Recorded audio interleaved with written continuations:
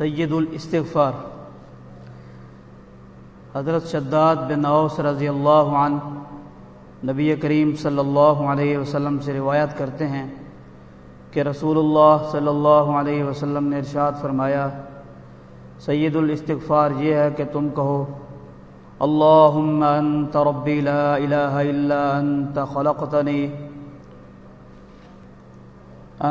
خلقتنی وانا عبدک وانا علی عہدک ووعدک ما استطعت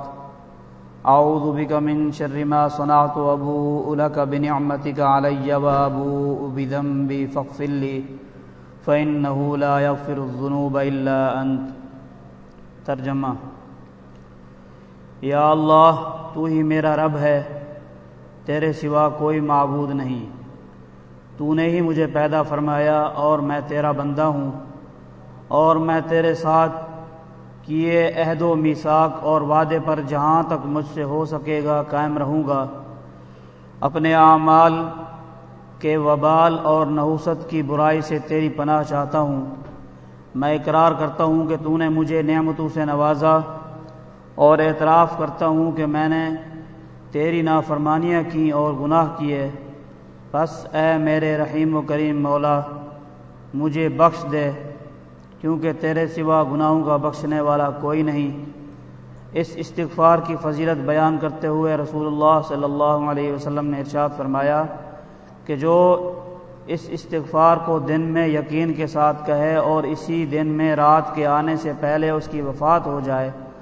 تو وہ اہل جنت میں سے ہوگا، اور جو شخص اس رات کو یقین کے ساتھ پڑھے اور صبح ہونے سے پہلے اس کی وفات ہو جائے تو وہ جنت میں جائے گا۔ عن شداد بن اوس رضی اللہ عنہ عن النبی صلی اللہ علیہ وسلم قال، سید الاستغفار ان تقول اللہم انت الى آخرہ۔ قال ومن قالها من النهار موقنا بها فمات من يومه قبل أن يمسي فهو من أهل الجنة، ومن قالها من الليل وهو موقن بها فمات قبل أن يصبح فهو من أهل الجنة۔